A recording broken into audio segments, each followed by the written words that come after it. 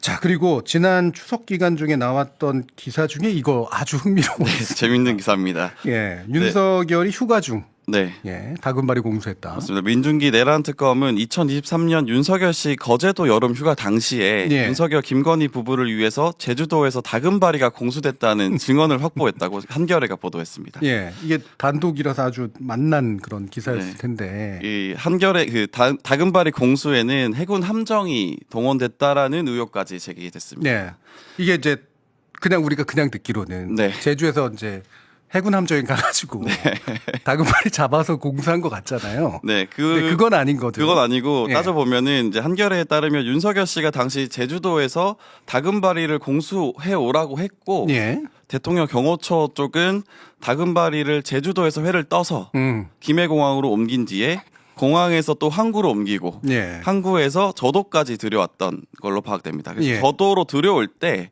해군 함정이 동원된 거 아닌가라는 의혹이 제기되고 있는데 왜냐하면 이제 대통령이 저도에 머물고 있을 때는 인근 해상에 어선 출입이 제한됩니다. 네, 예, 예. 예, 그래서 그 출입을 할 수 있는 거는 해군 함정밖에 없다라는 겁니다. 이게 이 의혹이 사실이라고 밝혀지면 국가 자산을 사적으로 활용한 것이라고 볼 수 있습니다. 네, 그러니까 우리가 이제 다금바리에 꽂히는데 이것도 좀 이상하죠, 사실. 맞습니다. 거제도 쪽으로 갔는데 네. 좀 저도라고 하는데 많이 알려져 있으니까 굳이 먹고 싶으면 그 근처에서 먹으면 되는 건데 제주도까지 가서 다금바리 잡아오라고 하는 것도 웃기지만 그죠? 이게 결과적으로는 국가 자산을 이용하지 않을 수 없었을 것 같아요. 맞습니다. 정황상.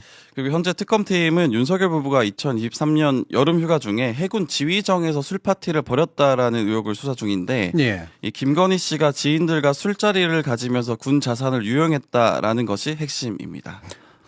이게 참 여러 가지가 모이면 정황들이 다 증거가 되는 듯한 느낌이 드는데 네.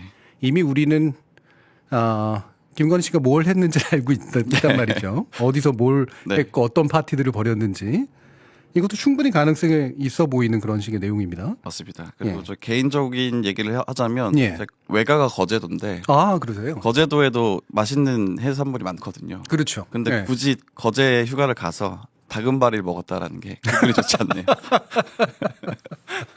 그렇습니다. 예. 다금바리가 뭐 엄청난 물고기도 아니고 네.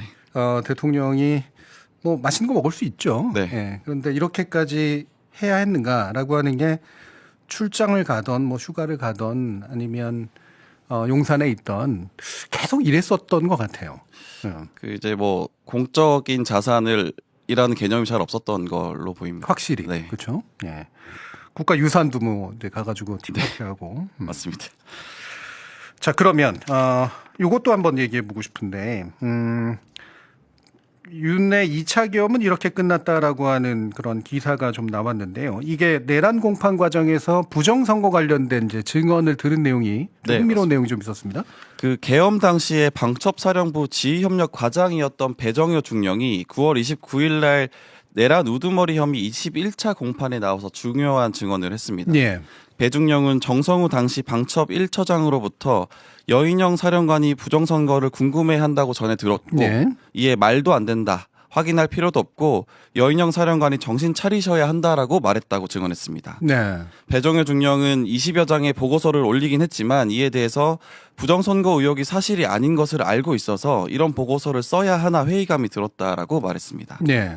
정성우 전 1처장은 배중령에게 여인영 사령관이 보고서를 읽고 이해했다, 수고했다라고 말했다고 합니다. 네. 예, 이 말이 좀 재밌는데 그 특검 측은 부정선거 의혹을 밝혀야 밝히기 위해서 계엄을 선포했다라고 하는데 어떻게 보느냐라고 배중령한테 물었는데 배중령은 그것은 개인의 믿음의 영역이니 어쩔 수 없지만 저는 대한민국에서 시도될 수도 없고 성사될 수도 없어서 국민 분열을 일으키는 거라고 생각한다라고 답했습니다. 네. 물론 이제 이게 판이 다 정리되고 난 다음에 네. 나중에 나와서 이제 뭐 광복 후에 독립운동 하듯이 얘기하는 걸 수도 있겠습니다만 네. 그렇죠? 그리고 이게 얼마나 큰 재판에 영향을 미칠지는 잘 모르겠는데 본질적으로 여인영과 연관된 얘기까지 나온 거 보면 계엄을 한 이유가 부정선거에 있었던 건 확실한 것 같고 네. 근데 내부에서도 이렇게 비웃음 받았던 거였던 네. 거잖아요. 이런 이제 방첩 계통에서조차. 좀 말이 안 되는 얘기죠. 예. 그래서 참 이렇게 이해할 수 없는 그런 동기가 이런 이해할 수 없는 행동으로 연결됐었다라고 하는 게 또 간접적으로 이 재판 과정에서 드러난 게 아닌가 싶습니다. 그래서 저도 사실 궁금한 것은 왜 계엄을 했는지에 대해서 좀 더 명확하게 밝힐 필요가 있다. 그렇죠. 아직까지 우리가 모르고 있기 때문에 예, 그런 예. 생각이 좀 듭니다. 예, 확실히 그렇습니다. 네. 자, 또 하나 이제 좀 이것도 이제 이따가 다룰 내용이긴 한데 네. 법원이 혐중 표현을 쓰고 있는 시위에 대해서 이제 일종의 허락하는 듯한 그런 모습을 지금 보였어요. 네, 맞습니다. 이게 우리나라에서도 이제 혐중과 관련한 분위기가 굉장히 팽배해지고 있는데 연휴가 시작되던 지난 3일 개천절 날 서울 도심에서 대규모 혐중 집회가 열렸습니다. 네. 이곳에서 도를 넘는 혐중 표현이 난무했는데 이를 예상한 경찰이 혐중 표현을 금지한다고 통고했지만 주최 측은 법원에 효력 정지 신청을 냈고 법원이 이를 받아준 겁니다.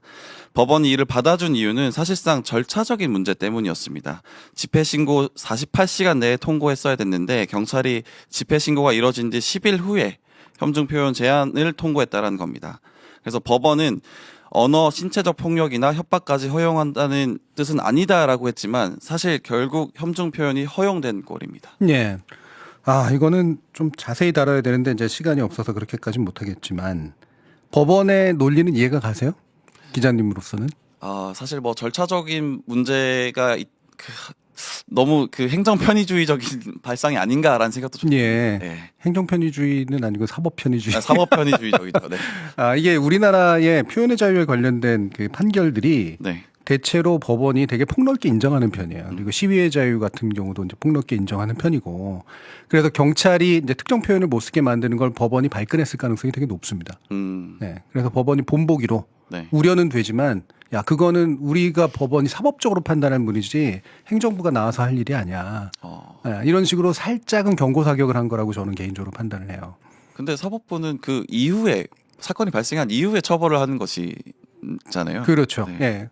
원래 그 표현의 자유나 이런 것의 논리가 벌어진 일에 대해서 나중에 책임을 지게 할 수는 있지만 애초부터 못 벌어지게 할 수는 없다. 네. 이런 논리에 이제 근거를 두고 있기 때문에 이 부분은 아마 우리나라 사법부에서는 이런 식으로 계속해서 할 겁니다. 예. 그래서 쉽지는 않을 거예요.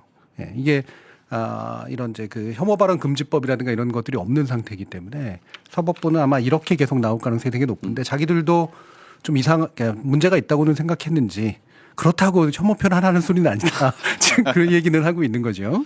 네, 맞습니다. 자, 이거하고 연관해서 지금 이 시위가 되게 심각한 문제가 있다. 우리 영상 가져온 게 좀 있는데 영상 한번 볼까요? 저희가 제한 통고 받은 거 저희 공개해드렸죠. 표현의 자유 일단 지켜냈습니다. 함께 붙게 차이나웃 공산당 나가라 마음껏 외칩시다.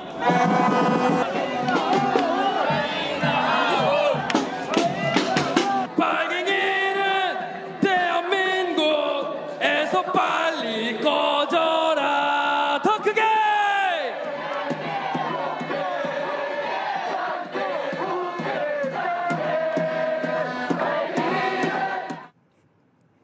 심각합니다. 전 노래가 더. 근데 이게 뭐 예전부터도 이제 그 혐중 시위하면서 이제 계속 나왔던 거긴 한데 신난 게 지금 느껴져요. 네, 그쵸. 맞습니다. 사실은 이게 어떻게 보면은 한 번에 억압을 풀어낸 느낌이어서 본인들이 예, 느끼기에는 그래서 더욱 저렇게 혐오 표현이 난무했던 것 같습니다. 네. 그러니까 경찰이 좀 강경하게 이제 조치를 하니까 살짝 쫀 부분도 있었는데 네. 법원이 이제 이거를 인정해 준 것처럼 그렇게 되면서 마음대로 얘기하세요. 뭐 이제 거의 이런 맞습니다. 상황이 됐습니다. 뭐 표현의 자유는 되게 중요하긴 하지만 저들에게 저렇게까지 이렇게 좀 격려해 줄 필요는 있었나라는 그런 생각은 드는데요. 이거하고 직접 연관은 안 돼 있지만 혐중 감정을 지속적으로 국민의힘 쪽에서 맞습니다. 부추기고 있습니다. 이거 심각한 문제죠. 예, 특히 이 중국인 무비자 정책 시행을 두고 국민의힘에서는 중국인 무비자 결정은 자국민 혐오라는 비판까지 나오긴 했는데요. 예. 하지만 1년 전만 해도 국민의힘은 중국인 관광객 유치에 열을 올렸던 정황이 나옵니다. 특히 주진우 의원은 2024년 12월 크루즈 중국인 단체 관람객 무비자 시범 사업을 시행하는 데 본인이 역할을 했다라는 보도 자료까지 낸 적도 있습니다. 네, 보도 자료를 보면은 예. 법무부가 불법 체류자 양산을 문제로 불허해주던 사업인데 주진우 의원이 국회 법사위에 배정받으면서 이를 해결했다라고 자랑도 합니다. 예. 네, 이에 주진우 의원은 한시적 시범 사업과 무제한 전면 실시는 엄연히 다르다라고 좀 궁색한 해명을 내놓았습니다. 예. 저는 이분은 일단 질러놓고 나중에 해명하는 게 더 재밌어요. 시범 사업과 전면 사업은 다르다. 그리고 뭐 그 변명도 했던데 지금은 철회했다 입장을. 그 문제 때문에 사실은 비판을 받는 것인데 예. 왜 그렇게 얘기하는지 잘 이해는 되지 않습니다. 이분의 그 특성에 대해서는 저희가 나중에 따로 한번 좀 자세히 분석을 해보도록 하고 오늘은 그냥 여기까지만 할 텐데 지금 네. 국민의힘이 네, 지난 추석 기간 동안 엄청 애를 쓰고 있어요. 제가 맞습니다. 아까 오프닝 때도 좀 얘기를 했습니다만. 사실은 자구책이 없는 상황에서 어떤 야당으로서 이재명 대통령을 이렇게 공격하고 그리고 그 측근을 계속 깎아내리는 일들을 계속 하고 있습니다. 그 장동혁 국민의힘 대표는 어제 최고위에서 경제가 불안하다. 우리 기업들은 고율 관세에 허덕이고 있다면서 이재명 대통령을 향해서 제발 냉장고가 아니라 관세를 부탁한다. 이런 말도 했고요. 제발 김현지만 챙기지 말고 국민의 삶을 챙기기 바란다라고도 했습니다. 예. 당대표가 언제부터 이제 이런 식의 발언을 하는 자리가 됐나 싶기도 한데 뭐 오래돼서 예. 이거 논리적으로 말도 안 되는 얘기를 그냥 갖다 붙여서 하고 있는 방식이라서요. 맞습니다. 음. 그러니까 이게 이재명 대통령이 냉장고를 부탁해라는 예능 출연을 예. 한 것과 관련해서 계속 바지 끄댕이를 붙잡고 늘어지는 그런 모양새입니다. 이게 좀 효과가 있다라고 느끼는 것 같아요. 아무래도 그 보수 진영에서는 예. 효과가 있는 걸로 보입니다. 저도 아무래도 논란을 만들기 좋은 소재인 거는 맞고. 네. 예. 해명은 힘들고 공격은 쉬운 그렇죠. 그런 프레임입니다. 예. 그리고 이제 김현지 비서관 관련해서 국감에서 지금 노리고 있다라는 얘기 나오고 있죠. 네, 김현지 전 총무비서관이 이재명 대통령의 측근이기 때문에 예. 국감에 나오라고 계속 공격을 하고 있습니다. 근데 예. 대통령실에서는 여러 경로로 여러 번 김현지 실장, 그러니까 지금은 부속실장이 됐죠. 실장이 국회에서 부르면 100% 나가겠다라고 밝히고 있습니다. 예. 요거까지는 얘기해야 될 것 같은데 제가 오프닝에서 얘기했기 때문에 네. 건국전쟁 두 번째 나온지도 몰랐어요. 근데 이거 관람을 했습니다. 그 좋은 영화들 사이에서. 네, 맞습니다. 그 장동혁 대표는 지난 7일 청년들과 영화관을 찾아서 건국전쟁 2를 관람했습니다. 4.3 사건을 공산주의자들의 폭동으로 그려 역사 왜곡 비판을 받는 영화입니다. 예. 장동혁 대표는 이 자리에서 역사를 바라보는 다양한 관점이 인정되지 않으면 저는 쉽게 역사 왜곡을 할 수 있다라고 생각한다 라면서 그런 의미에서 용기를 내서 이 영화를 만들어준 감독님께 감사드린다라고 했습니다. 저는 이 발언이 정말 이상했습니다. 네, 저도 이상했습니다. 다양한 관점이 인정되어서 역사가 왜곡되는 거 아니겠습니까? 맞습니다. 이게 사실 이거를 어떠한 관점이라고 볼 수 있는지도 좀 의문이 그렇죠. 합니다. 예. 네. 그리고 사실 어떻게 역사는 보면 관점 물론 네. 중요하지만 사료가 훨씬 더 중요한 거라서. 맞습니다. 역사 왜곡은 사료를 왜곡하는 거니까. 네, 맞습니다. 관점이야 문제 왜곡이 아니라 그건 시선의 문제일 뿐인 거고요. 근데 이거를 말이 된다고 생각하고 얘기한 게 난 너무 신기했었어요. 이게 그래서 당내에서도 사실 우클릭 행보에 걱정된다는 목소리도 계속 나오고 있는 상황입니다. 예. 중도층을 고려하지 않은 행보다. 왜냐하면 이제 지방선거가 있기 때문이죠. 그리고 우클릭만으로도 지방선거를 어떻게 치르겠다라는 건지 모르겠다. 예. 그런 우려가 나옵니다. 예. 저는 이 우클릭이라는 표현도 별로 마음에 안 드는데 네, 예, 우클릭하면은 저장하기 뭐 이런 게 뜨는 거 아니겠습니까? 야, 이건 저장해 두고 지방선거 때 한번 다시 기억을 해서 되살렸으면 좋겠습니다. 자, 오늘 여기까지 할까요? 네. 겸손은 힘들다 박현광이었습니다. 예, 수고 고맙습니다. 많으셨습니다.